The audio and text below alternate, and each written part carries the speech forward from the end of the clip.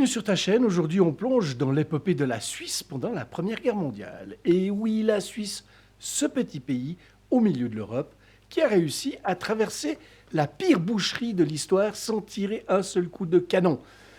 Prouvant que parfois, pour survivre, il vaut mieux jouer au yoga diplomatique qu'au Rambo.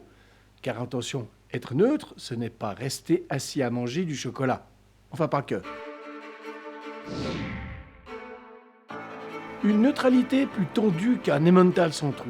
L'Europe s'embrase, les Allemands foncent sur tout ce qui bouge, les Français foncent sur tout ce qui bouge aussi, mais dans l'autre sens.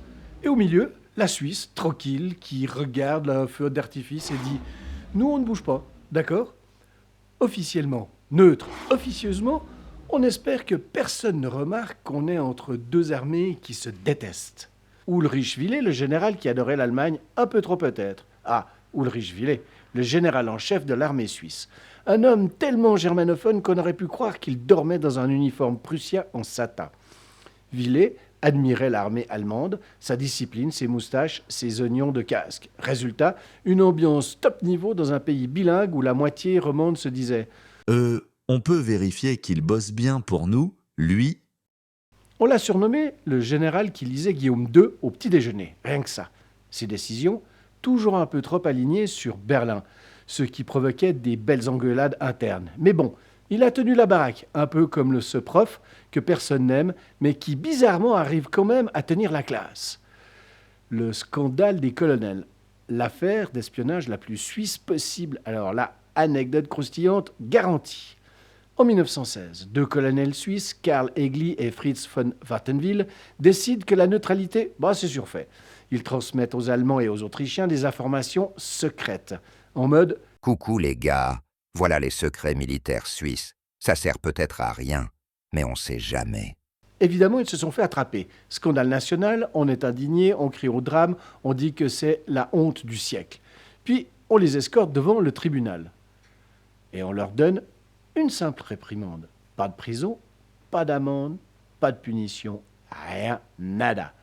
Même pas un coin comme à l'école. Résultat, le monde entier... Sérieux, la Suisse ? Et la Suisse ? Bah, on est neutre, même dans les sanctions. L'espionnage en Suisse, le salon VIP des espions européens pendant la guerre. La Suisse devient le Disneyland des espions. Tout le monde y traîne.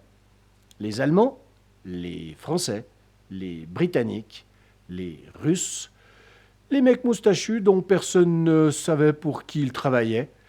Eh bien, dans les cafés de Genève, on a plus de complots que de tasses de café. À Zurich, on croise Lénine qui bougonne dans un coin, lui aussi en transit. À Berne, les hôtels deviennent des QG d'agents secrets ratés. Bref, la Suisse, c'était la station-service de l'espionnage mondial. Tu t'arrêtes, tu fais le plein de secrets et tu repars.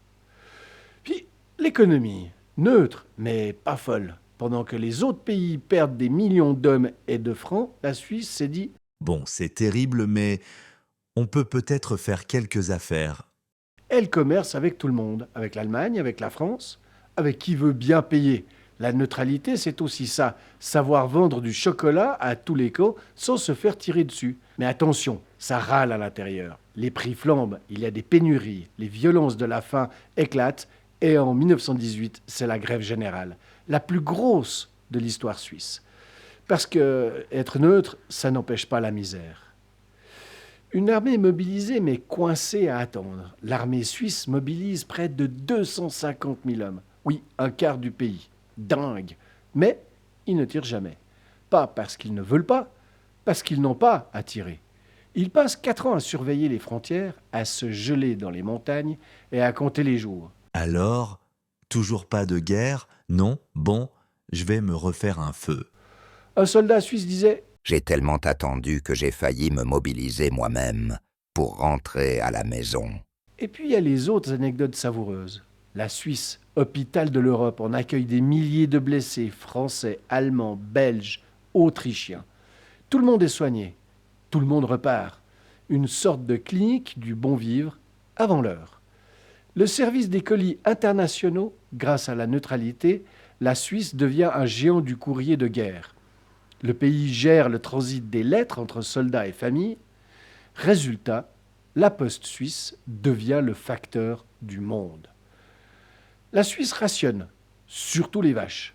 La pénurie de fourrage oblige le pays à abattre des milliers de bêtes. Résultat, moins de lait égale moins de chocolat égale drame national. On était à 2 doigts de rentrer en guerre, là, vraiment. Voilà l'histoire de la Suisse pendant la Première Guerre mondiale, un pays neutre, oui, mais jamais aussi actif, espionné, divisé, commercial, tendu, utile et parfois franchement théâtral. Une neutralité qui ressemble plus à un numéro de funambule sur un fil entre Berlin et Paris qu'à une simple décision politique, comme d'habitude. Et voilà les amis, si cette vidéo t'a fait sourire, apprendre ou lever un sourcil façon Ulrich Willet, lâche un like, abonne-toi et active la cloche. Sinon, tu finiras peut-être comme les 2 colonels suisses, juste rappelés à l'ordre. Et personne ne veut ça. Ciao!